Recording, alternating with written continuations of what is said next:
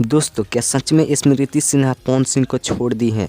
तो आज की इस वीडियो में हम लोग जानेंगे पूरी बारीकी से। तो दोस्तों चलिए वीडियो स्टार्ट करते हैं। तो दोस्तों आप लोगों को बता दूं कि स्मृति सिन्हा और पवन सिंह में कुछ भी नहीं हुआ है।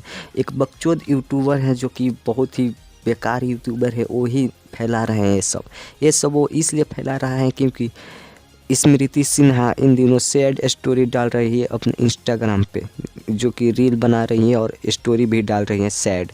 उससे उनको लग रहा है कि पवन सिंह से ब्रेकअप हो गया या कुछ हो गया है, पवन सिंह को छोड़ दी है स्मृति सिन्हा, इसलिए सैड स्टोरी और रील्स बना रही है स्मृति सिन्हा।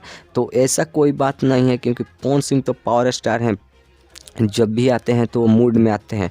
और अगला गाना जो कि छठ में हो सकता है पवन सिंह स्मृति सिन्हा के गाना लाए, क्योंकि इस साल नवरात्र में वो डुएट नहीं कर पाए क्योंकि इस समय पवन सिंह केवल अपने आवाज़ में गाए हैं और कंपनी के मालिक ने अपने अपने लिए ये मॉडल को चुने हैं, इसलिए पवन सिंह इनको नहीं ले आ पाए।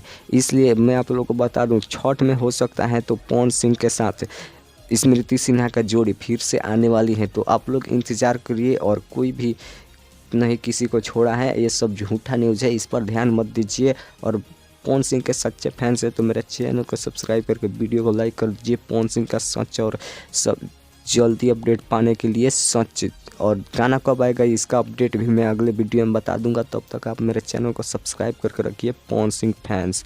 तो चलिए मिलते हैं दूसरे वीडियो में, तब तक के लिए थैंक्स, और चैनल को कर दीजिए सब्सक्राइब और वीडियो को कर दीजिए लाइक।